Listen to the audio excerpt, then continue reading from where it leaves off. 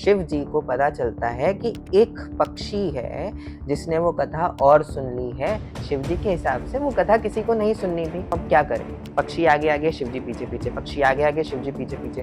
But eventually so again last episode में जैसे हमने बात करी थी कैसे महादेव ने अमर कथा सुनाई, कैसे अमरनाथ की संरचना हुई। आज की कहानी वहीं से कंटिन्यू करेंगे जहां लास्ट स्टोरी छोड़ी थी। द लास्ट स्टोरी एंडेड जहां पर शिव जी को पता चलता है कि एक पक्षी है जिसने वो कथा और सुन ली है, और उस पक्षी से अब वो कथा कैसे वापस ली जाए, क्योंकि दुनिया में ये कथा नहीं फैलनी चाहिए।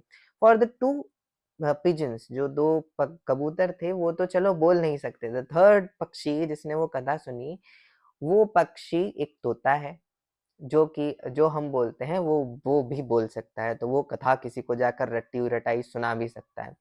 तो इवेंचुअली, और वैसे भी शिव जी के हिसाब से वो कथा किसी को नहीं सुननी थी। नाउ अब क्या करें?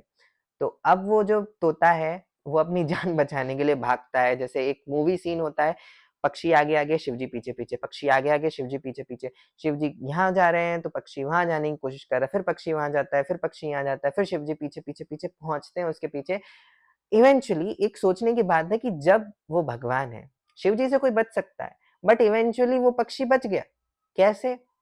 Because may be it was a leela जो शिव जी करना चाहते थे, कि बताने में मैं मारना चाहता हूँ पर इवेंचुअली ये होना ही है, तो मैं मुझसे वो मारे नहीं गए। तो वो तोता ऐसे उनसे बचते बचते क्या करता है, एक नारी के, एक महिला के गर्भ में घुस जाता है। अब ये मत पूछना कि कैसे, because technically it's a story जो कि एक अलग समय से है, अलग जीव के बारे में, और अब उसने अमृतत्व की कथा भी सुन ली। अब उसके पास क्या क्या शक्तियां हैं हम नहीं जानते, और ये कैसे हुआ हम ये जानना भी नहीं चाहते हैं। द मेन पॉइंट इज वो एक महिला के गर्भ में घुस गया। और वो महिला कौन थी? वो महिला थी वेद व्यास की पत्नी। आई थिंक सुमिता नाम था, सुमिता नाम, ऐसा कुछ नाम था, मुझे नाम याद नहीं है। तो जो वेद व्यास जी की पत्नी है, उनके गर्भ में वो चला गया। अब शिव जी जब वहां क्रोध में आए, तो अब वो सोच रहे हैं क्या किया जाए।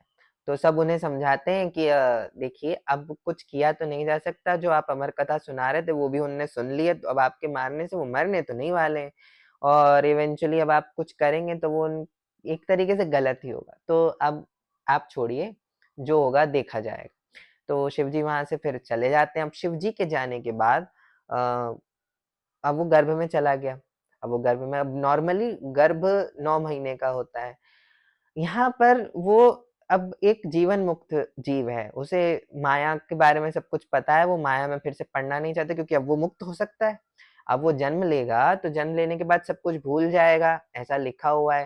सब कुछ भूल जाएगा, सब कुछ भूलने के बाद फिर उसके संबंध बन जाएंगे, उसे माया घेर लेगी, फिर वो कैसे मुक्त होगा जब उसे पता है कि वो मुक्त है और वो हो सकता है। तो इवेंचुअली वो 1 वर्ष, 2 वर्ष, 4 वर्ष, ऐसे कर करके 12 वर्ष निकल जाते हैं, वो जन्म ही नहीं लेता है, वो गर्भ से बाहर ही नहीं आता है। अब इस कारण से जो वेद व्यास की पत्नी है वो परेशान हो जाती हैं, थक जाती हैं, वो त्रस्त हो जाती हैं इतने दर्द और पीड़ा को सहन करते करते 12 वर्षों तक। तो eventually at the and Krishna को आना पड़ता है उस व्यक्ति को, उस तोते को, उस जीव को समझाने के लिए कि देखो तुम्हारे कारण दूसरों को कष्ट हो रहा है, तो तुम ऐसे तो मुक्त हो नहीं पाओगे, तुम्हारे ऊपर भी कर्म पड़ ही रहा है ना। और दूसरा जो तुम्हारा संशय है कि तुम्हारे साथ ऐसा ऐसा होगा, मैं तुम्हें वरदान देता हूँ कि जब तुम इस संसार में जन्म लोगे, तुम पर कोई माया नहीं गिरेगी, तुम्हारा कोई संबंध से बंधन नहीं होगा, और तुम जीवन मुक्त होगे और तुम्हें अंततः मुक्ति मिल जाएगी। ये वचन है मेरा। जब कृष्ण ने ये वचन दे दिया, कृष्ण के वचन से ही फिर उन्होंने जन्म लिया। जब और जन्म लेने के बाद वो सीधे शायद 11 या फिर 12 वर्ष की अवस्था में जन्म लिया था, या फिर हाँ शायद। तो फिर वो सीधे चले गए। अब ये भी पूछना कैसे? फिर वो सीधे आश्रम छोड़कर चले गए, और फिर यानी उन्होंने मोह नहीं रखा किसी चीज से, और उन्होंने संबंध भी नहीं रखा। ऐसा कहते हैं कि उनका जन्म एक तोते के जीव के कारण हुआ है, तो उनको शुकदेव कहते थे। उनका रंग भी थोड़ा सा सांवला था, या फिर तोते के ग्रीनिश ह्यू पे था। और दूसरी कहानियां हैं शुकदेव जी के जन्म की, जो मैंने 2 पढ़ी। एक तो ये शिव पुराण की कथा थी। अब मुझे शिव पुराण में एक्चुअली नहीं मिली कि कहाँ है, बट इवेंचुअली कहा जाता है कि शिव पुराण की कथा थी। जो दूसरी कहानियां हैं, one is from I think Bhagwat Puran या फिर स्कंद पुराण, जिसमें क्या होता है, जो वेद व्यास हैं उनकी पत्नी नहीं होती है, उन्होंने शादी नहीं की होती है, तो जब उनका विवाह नहीं हुआ रहता तो उनको पुत्र चाहिए होता है, तो वो एक लकड़ी पे जिस जिस वस्तु से हम अग्नि प्रकट कर, जैसे पहले लोग अग्नि प्रकट करते थे ऐसे लकड़ी घुमा घुमा के, उस पर उन्होंने अपने तपोबल से अग्नि प्रकट करके उस तेज से सुखदेव जी को जन्म दिया था या फिर प्रकट किया था। तो एक कहानी वो थी, और देयर इज इंटरेस्टिंग वे कि उनको सुखदेव क्यों कहा जाता था उस टाइम पे।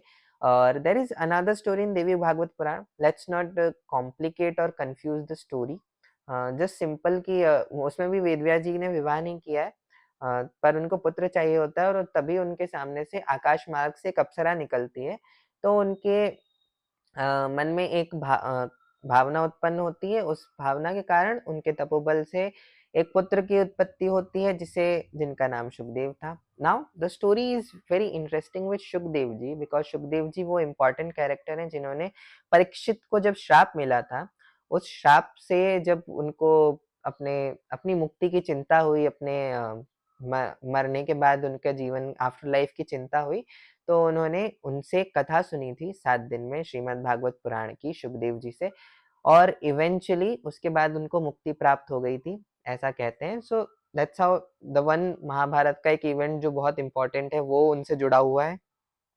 इसके बाद सुखदेव जी की एक बहुत इम्पोर्टेंट स्टोरीज हैं जो जनक जी के साथ आती हैं। क्या होता है कि सुखदेव जी के मन में कुछ संशय होते हैं जीवन के बारे में। उन संशयों के अंत के लिए उन्हें जनक जी को रेफर किया जाता है कि जनक जी एक बहुत अच्छे राजा हैं, साथ ही साथ वो विधेय भी हैं, यानी वो जीवन मुक्त है, उन्हें इस संसार में माया से कोई बंधन मोह नहीं है, पर वो अपना कर्तव्य पालन कर रहे हैं, वो आपके संशयों का अंत करने के लिए सबसे बेस्ट ऑप्शन है। और ऐसा जब उनको पता चला तो उनके मन, कई कहानियों में उनके मन में संशय होता है, कई कहानियों में वो अपने बारे में जानने की कोशिश करते हैं, and there are different various versions of the story जो आप सुन सकते हैं, वेरी इंटरेस्टिंग स्टोरीज, और हम शायद उनको फ्यूचर में कवर करेंगे। बट द इवेंचुअली क्या होता है कि वो सोचते हैं कि वो एक राजा हैं, क्या वो मुझे जीवन मुक्ति के बारे में सिखा सकते हैं, क्या योग के बारे में सिखा सकते हैं, कैसे, उनके मन में संशय होता है। That's how eight the and उनके मन से वो संशय का अंत हो जाता है जब वो राजा जनक से मिलते हैं और उनकी कहानियां आगे बढ़ती हैं। So these two important event जो सुखदेव जी के साथ है। नाउ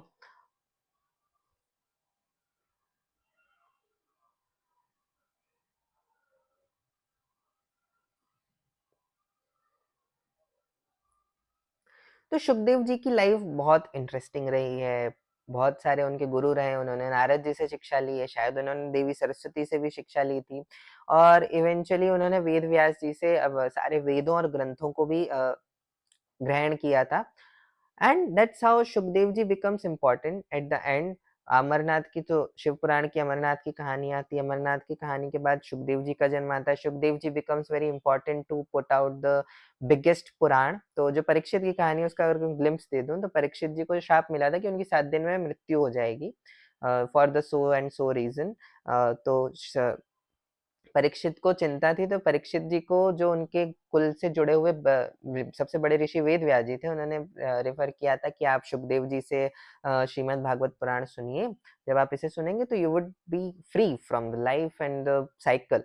तो और जीवन आपका मरने के बाद सही मार्ग पर सदगति आपको प्राप्त होगी। तो वो सुखदेव जी से 7 दिन में श्रीमद् भागवत पुराण की कथा सुनते हैं, and that's how the ritual started कि हम जो श्रीमद् भागवत की कथा है वो 7 दिन की होगी, एंड 7 दिन में ऐसे-ऐसे events. Now it's about the story, that's what story who wants to put ahead, but that's how the plain story comes out, and the biggest tales or the biggest scripture जो कि दुनिया के सामने आया वो सुखदेव जी के कारण आया, and that's how he is very important and maybe he is still in the world।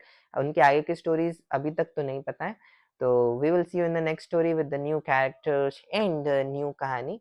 तब तक bye bye, see you in the next episode. अगर अच्छा लगा तो लाइक करना, कमेंट करना, शेयर करना, क्या अच्छा नहीं लगा वो भी बताना, and we will keep improving. See you see you see you see you see you see you.